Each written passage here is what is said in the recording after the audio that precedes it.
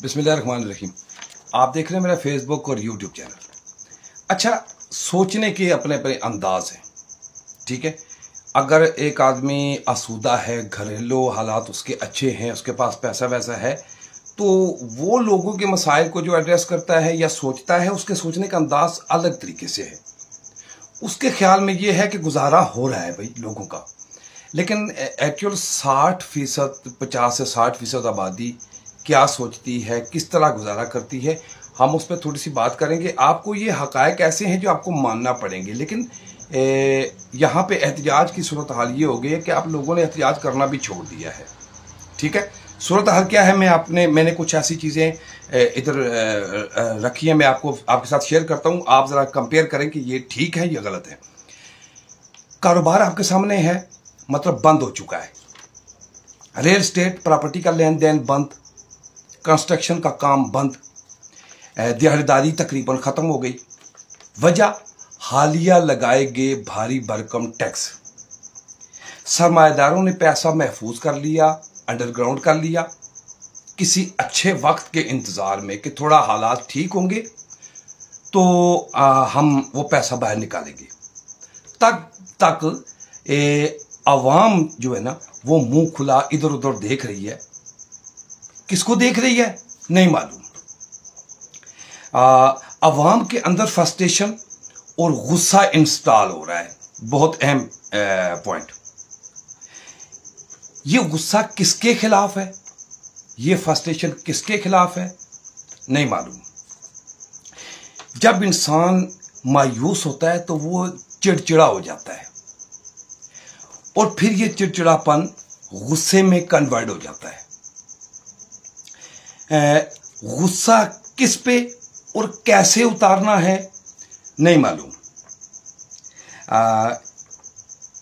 हर कोई लड़ने झगड़ने के लिए तैयार बैठा है। गुस्सा उसके इधर, तो वो गुस्सा उतारेगा किसके ऊपर नहीं मालूम। उसको ये भी मालूम नहीं, क्योंकि बिजली का बिल, गैस का बिल, बच्चों के स्कूल की फीस, किताबें, कापियां कहां से आएंगी नहीं मालूम।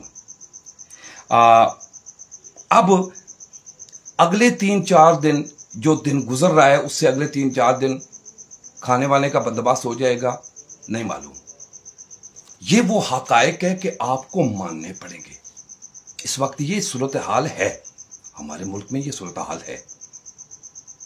हम जब टैक्स लगाते हैं, अब ये टैक्स लगे हैं, जो इन टैक्सों की वजह से तकरीबन काम ठप हो गए।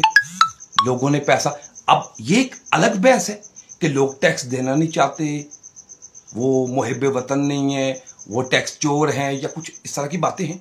लेकिन एक्चुअल मामला ये है कि ये मसाइल आम आदमी के लिए हैं। तो आम आदमी की बेबसी और लाचारगी की हमें नजर क्यों नहीं आती, ये भी तो सवाल है ना। ये सोचना किसका काम है। तो मेरी नजर में जो इन सब मसाइल की जो वजह नजर आई है ना, मुझे तो वो ये नजर आई है, रूल्स ऑफ लॉ, कानून की अमलदारी, इंसाफ का हसूल, आर्टिकल 25 की बिल्कुल असल रूह के साथ इंप्लीमेंटेशन, मुझे तो ये नजर आई है। अब जैसे आपने सुना होगा कि तोती और तोता चले गए किसी दूसरे इलाके में। जब वहां पहुंचे तो हर तरफ वीरानी, उजाड़, उदासी। तो तोते ने तोती को बोला कि ये उल्लुओं का इलाका है, इसको उल्लुओं ने उजाड़ दिया है, बर्बाद कर दिया है। तो पास एक उल्लू सुन रहा था, उसने अपना तारफ करवाया। उसने कहा, मैं इस इलाके का सरदार हूं, और आप इधर जो आएंगे, जो मामलात आपके जितने भी हैं, खाना पीना, हिफाजत, वो हमारी जिम्मेदारी है, आप जहां चाहे जा सकते हैं। जब वो वापस तोती और तोता घूम फिर के वापस जाने लगे तो उल्लुओं के सरदार ने कहा कि तोते मियाँ आप चले जाओ, तोती इधर ही रहेगी। तो उसने कहा कि सरदार ऐसा, उसने कहा आपके आर्गुमेंट कुछ भी हैं, बात कुछ भी है, अगर आप जाना चाहते हो तो आप चले जाओ, तोती इधर ही रहेगी। तो मायूस हो गया तोता। उसने जाके इधर उधर देखा तो किसी ने कहा कि वक्त का जो काजी है उसके पास चले जाओ, ठीक है। जब वक्त के काजी के पास जब जाएंगे वो आपका फैसला करेगा। तो वक्त के काजी के पास पहुंच गया। اور اس نے جا کے کہا کہ سردار اپنا قاضی صاحب میرے ساتھ تو یہ ہوا، سردار نے میرے ساتھ یہ، تو قاضی نے کہا کہ ہاں یار یہ تو واقعی زیادتی ہے، یہ ایسا نہیں ہونا چاہیے تھا، آپ ہمارے مہمان تھے، آپ کے ساتھ بہت زیادتی ہوئی ہے۔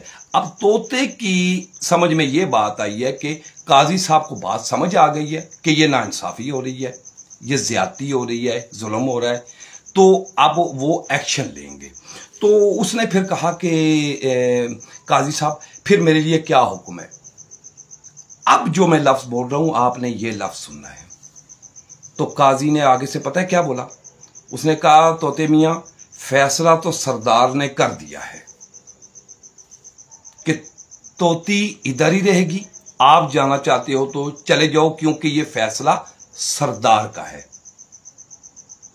تو پھر آپ قاضی کس کام کے لیے، کس کے لیے؟ آپ کا کیا جاب ہے؟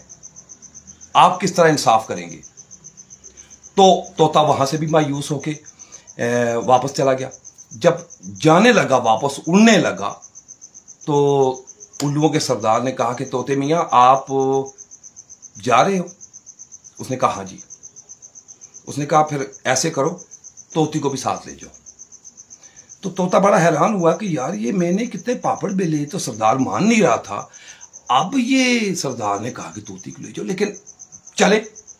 جب وہ جانے لگا تو سردار نے کہا طوطے میاں آپ کو یاد ہے جب آپ اس علاقے میں آئے تھے تو آپ نے کوئی ایک لفظ جملہ بولا تھا؟ اس نے کہا جی کون سا؟ اس نے کہا آپ نے کہا تھا کہ یہ الوؤں نے اس علاقے کو اجاڑ دیا ہے، اس کو ویران کر دیا ہے، یہ ویرانی اور یہ اجاڑ پن جو آپ کو نظر آ رہا ہے یہ الوؤں کا کیا ہوا ہے۔